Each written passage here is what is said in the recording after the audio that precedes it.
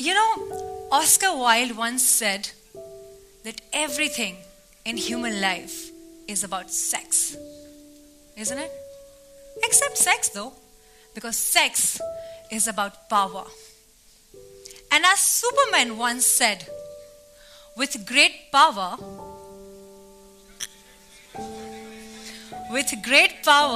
comes great responsibility. Speaking of responsibility, we are 1.4 billion today. And growing. Growing as we speak, aren't we?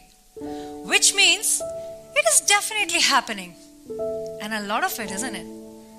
But we shy away to talk about it. I can sense the silence in the room right now. Why is it like we enjoy it so much? We love it. We watch things when nobody's watching, but we don't want to talk about it. Well, I am ANVESHI JAIN. I'm an actress and a singer and a social media influencer, if you like to call me that. I want to talk to you about sex education. I want to talk to you about the lack of it that brings some really serious consequences to us. I am not going to make you uncomfortable by talking about what, when, how, this, that. No. I'm just going to start by telling you a small story that will be self-explanatory. There was this little girl, her name was Toshi. She was bright, full of life, so exciting that wherever she walked in, she made the room cheer up. She was studying in 3rd standard and her parents were working, and she had one younger brother she used to spend her most time with. One fine day, a distant relative came to her place and asked for some financial support from her dad. As kind man as her father was, he agreed to help, but not to make it look like a favor. He insisted if he would like to give coaching or give tuition to his daughter. He happily agreed. Classes started. Everything was going fine until one day he introduced the concept of punishment. We all know about punishment. It's quite a regular thing. We grew up hearing about it, right? Punishment and reward. But what kind of punishment was he actually talking about? A punishment that only a pervert can think of. As days went by, he started touching her inappropriately. A little girl in 3rd standard. She didn't know what was happening. She felt uncomfortable, but she didn't know what a good touch is, what a bad touch is. No idea, no clue. One fine day, when he aggressively started to do something, she lost it. And she started crying and she said, I'm going to complain about you to my daddy. And he's like, really? You want to do that?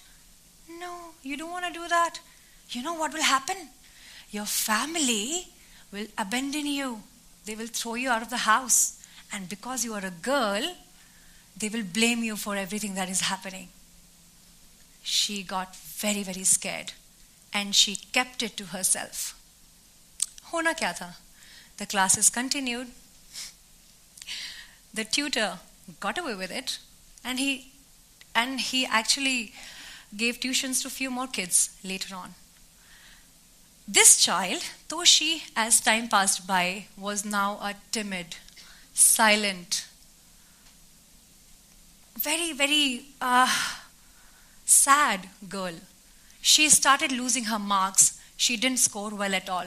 She stopped laughing. She lost all her friends because she was in a cocoon. She was crumbling inside. She was crying in the washroom alone while everybody was eating together. And this continued until she reached her college. She grew up. She did whatever she had to do. But this loneliness, this crumbling feeling inside of her never really left her. She could not recover from the damage that tutor did. It sounds very small, a little bit of touch here and there, little bit of teasing, little bit of not knowing what we are doing to the kids. The kid is unaware. It seems very small. But this girl went through over 20 years of trauma, and that took a lot of time when she wanted to heal it. She understood where her issues were coming from. She understood that she needed therapy. She understood that she will have a series of failed relationships because she will not like any guy coming close to her. That girl is now a grown-up girl. She's healed, she's happy, she's recovered, and she's standing right in front of you.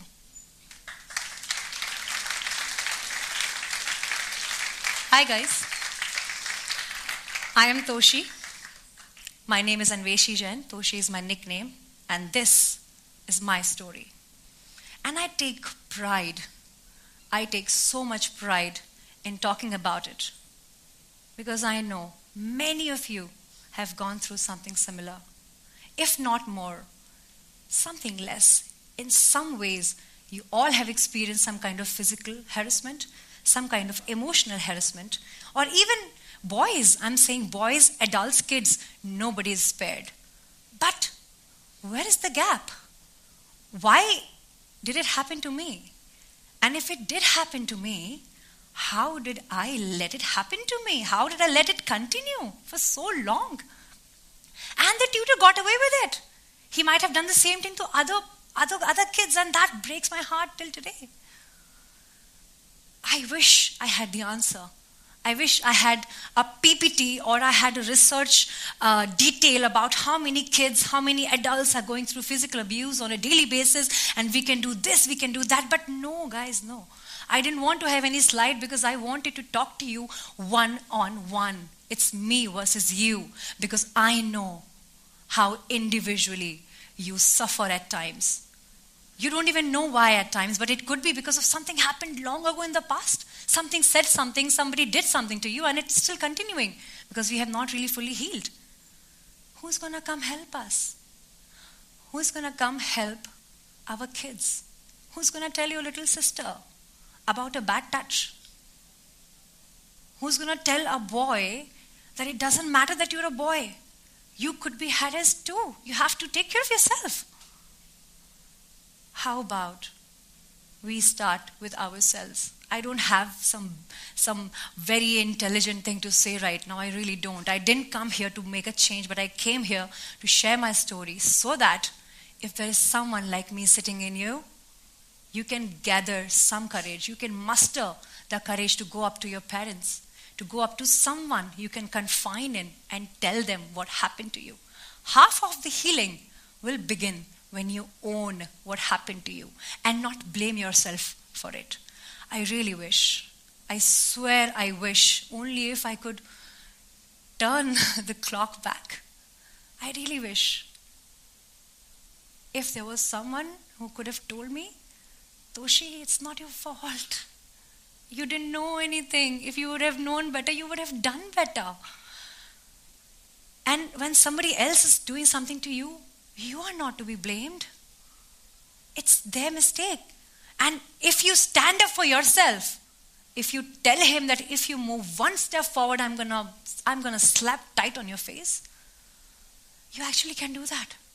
You won't be wrong. And that's exactly what we should be doing. But who is going to teach this to our kids?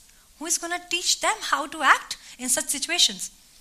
And I'm very sure, even as adults, even till today, I shouldn't be saying this from where I'm coming from now.